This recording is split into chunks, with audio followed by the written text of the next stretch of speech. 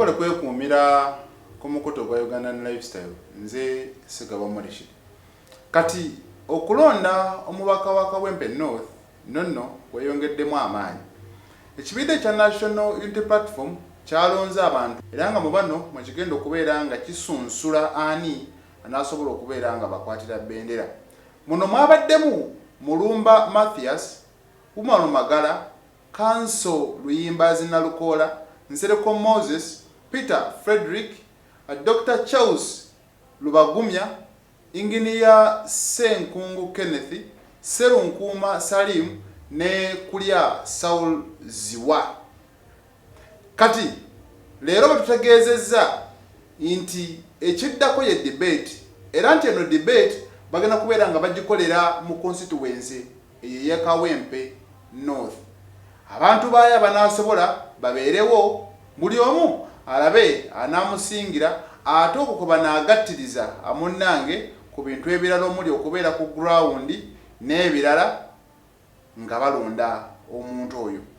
Kati mu mbeera nga bweri debate eno egenda kukola ebitundu 5 ku buli 100, then 5 agasigaddeyo ge gali agagendera ddala ku biwandiiko, ground n'ebirala. Oli memba ebya 5 agasigaddeyo gye bajja obigattira naye nga debate yo nga yo a 50% kati ze balina buli omu okubeera nga alwanira. Bwe tuvaawo ne tugendako owa Rain olunno nga ye Obed Lubega naye ayagala mubaka ba palamenti awe Lubaga South. Kati Lubaga South waliyo Arosius Mukasa wa kibiina kya National Unity Platform ne Lubega Obed Rain naye ayagala kadi ya National Unity Platform. Mu mbeera nga bweri ono yalalaze obumalirivu n'asalawo okubeera nga asalako enviiri ze.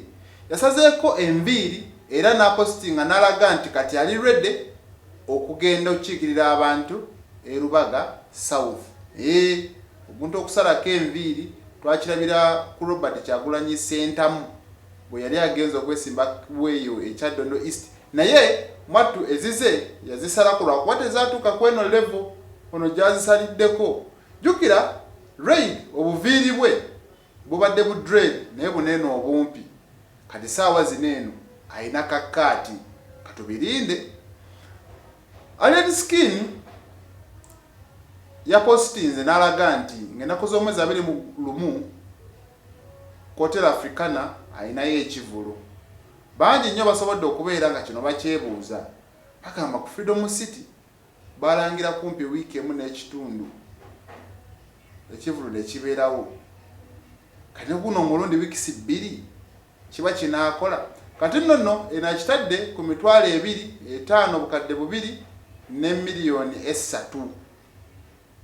Kale alindidde bawagizi be. Fiki Gaza basobodde okubeera nga bakwatagana era y'omu ku basobodde okubeera nga bapostinga sheno ki ekiddako. Munnange era mu mbeera endala bwe tugendako awo era mu kibiina kya National Unity Platform olunaku lw'ejjo basobodde okubeera nga bafuna abagenyi nga bakulembeddwamu munnamateeka Martha Kalua. Bano bazze ne balooya abalala okuva mu mawanga ag'enjawulo Comoros ne walala era Robert Kyagulanyi Sentamu president wa NUP yasobodde okubeera nga badaabaniriza ne bagenda mu meeting amunnange ey'akafubo ne babaako bye bateeseganya nabyo. Era gye bukedde olunaku olwaleero Dr. Kiza Besigye yalangiridde n'agamba luli nali nekalakaasa nga bagaanyi abantu bange okundetera emmere mu kkomera. Kati olw'okuba Supreme Court yayisizza ekiragiro n'egamba Kabaziguruka oyo nonno nga ye yali omubaka weeyo Nakawa yawangudde omusango era nga kiraga bonna ba political prisoners n'abo abakwatibwa ku nsonga ez'enjawulo nga bavunaanibwa mu kkooti y'amagye balina okubeera nga bawozesebwa mu kkooti z'aba civilian, kkooti z'abantu aba bulijjo. Ne gye buli eno bano tewali kyakolebwa. Kati Besigye agamba sigenda kuddamu era kulya mmere.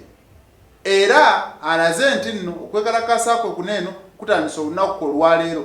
Ono jjukira yakwatibwa mu ggwanga erya Kenya we yali ne munne Haji Obed Lutale Kamulegeya.